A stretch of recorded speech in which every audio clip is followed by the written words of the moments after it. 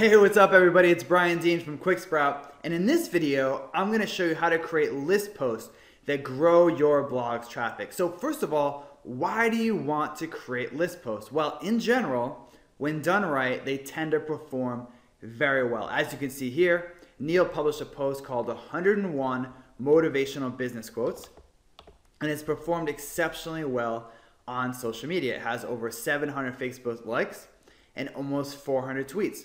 And if you head over to Ahrefs, you can see that the post has more than 90 backlinks.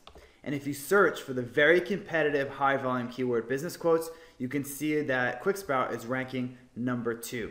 Now, how can you do the same thing for your blog? Well, your first step is to come up with a topic for your list post.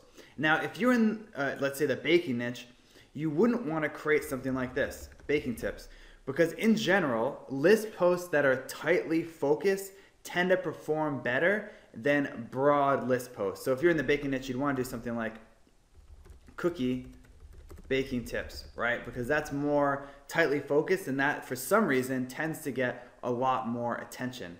So your next step, once you've come up with your topic, is to determine how many items you want in your list. And this may sound kind of trivial, but it's actually really important because people perceive numbers in very different ways. So in general, if you're just gonna have a list of tips, you want it to be an odd number, okay? So like 7, 25, 77, something like that, okay? Now, if you're ranking them, if you're coming up with like the top whatever, then you want to use even numbers like 10, 100, things like that. And you notice that if you ever look at magazines, whenever they rank like the best rap albums of all time, it's always like a top 50 or 100. And then if you look at fashion magazines, when they give tips, it's always like 4, makeup tips, and those are odd numbers. So that's one important thing to keep in mind.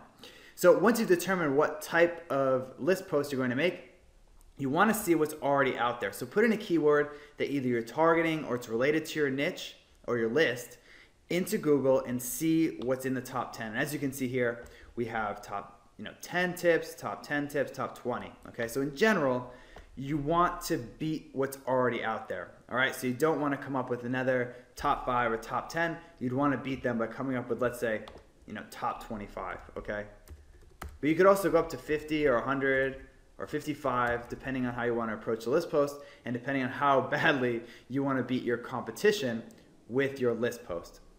So once you've done that and you have 25 tips, or you want to do 50 or whatever number you decide, it's time to brainstorm topic ideas. Okay, so in this case, I just put a little list here, brainstorming ideas, and you'd want to add your own. So just come up with as many as you can off the top of your head from your personal experience from baking cookies. Now, another place to get really good ideas for list posts is Topsy.com, which is basically a search engine for content that has been shared on social media. So what you want to do is put in a keyword related to your list, like baking cookies or cookie baking, and click the orange magnifying glass button. And this will show you content that has performed well on Twitter and other social media sites. So what you can do is you can either keep the default setting, which is the past 5 days, or you can just click all time. And what that'll do is to show you like the all-time most shared content in Topsy related to your niche. You can also go back to the top 10 in Google and just look at what your competition has already come up with. And you obviously don't want to just copy their lists, but it can be a great way to get ideas. So what I like to do is look at the top 10. So for example, we have this post from the top 10, 20 tips for making and baking great cookies. So you want to look here and maybe, you don't want to copy one of the items from the list, but it may give you an idea and help you remember something that you did once that worked well for baking cookies. Now, I like to keep everything organized for list posts, so it's not a bad idea to keep a little spreadsheet like this and put your tips and where you found them and how to reach out to that person. Now, for the tips that you brainstorm, okay, so the ones that are like this, you obviously don't have to include these in the spreadsheet. But if you're doing a lot of research, so if you don't know the topic well and you got most of your information from other sources, it's not a bad idea to put the tips here and then the source and the contact info. That way, when you actually write the post, you know who to cite, and then you can reach out to them, let them know about the post, and then they may share it on social media. Now, once you have a number of items in your brainstorm list, you may also want to add categories to them. Now, not everyone does this, but I actually like to do this for most list posts, especially long ones. You want to break them down into categories. So as you can see here, I have one about finding recipes, another one about ingredients, and then some advanced tips at the end, okay? So that's just a simple trick to make your list post a little more shareable and a little more readable, especially if you have more than, let's say, 25 items on the list. Now, your next step is to format the list post in an attractive way.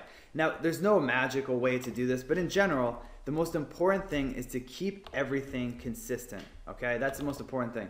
So if you have lists like this, where you highlight the item and then have a little description, read the recipe, that's not in bold, you want to keep that consistent throughout the entire list post, okay? Now, also, let's say that you wanted to number them. You'd want to number them the same way throughout, okay? So that's really important. And in general, you want to number the items in your list post. It's not absolutely necessary, but it does make the list post look a little more readable. And believe it or not, when people see 25 tips in the headline and they actually read the article and there's no numbers, they feel like there might not be 25 tips. So you have to, they kind of want to see proof. So if you number them, it adds kind of evidence that you've actually fulfilled the promise of the headline and added the number of tips that you promised, okay? It sounds trivial, it sounds kind of stupid, but it's actually true. You definitely want to number them.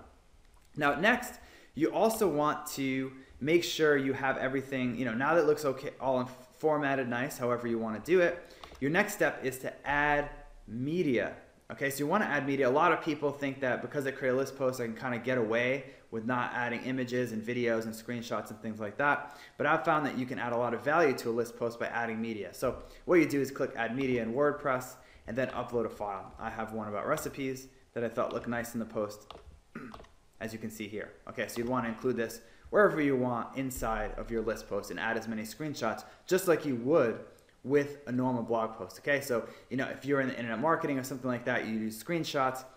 If you're into baking, you'd want to include pictures of food, right? So whatever works best with your niche, but don't skimp on the multimedia on the list post, because it's one way you can help your list post stand out. Now, finally, once you have all your lists together, you have multimedia, it's numbered, it looks nice, your last thing to do is to encourage people to add to the list. Now, this is really important. I see a lot of people who publish list posts make this mistake. The great thing about list posts is that they seem kind of accessible and easy to make, so you can easily encourage people to leave comments to add their tips to the list. So, you put something like, one more thing, are there any cookie baking tips you think I missed? If so, leave a comment below to let me know what it is. All right, and that way someone reads that, they read the whole list post, and they say, hey, I have one, and they'll leave a comment. And a lot of times if you don't include this at the bottom, people won't participate nearly as much. So that's all there is to creating a list post. You definitely want to create a tightly focused topic. The tighter, the better, okay? So don't create a general list post. And then you want to break down your list into categories. If you are creating a long list post, brainstorm the ideas and then look for what's already out there and then beat that content and maybe incorporate some things that other sites have come up with and link to them as a reference, and then reach out to them once you publish the post to let them know that they've been referenced, so then they can share your post. So that's it. Thanks for watching this video, and I'll see you in the next one.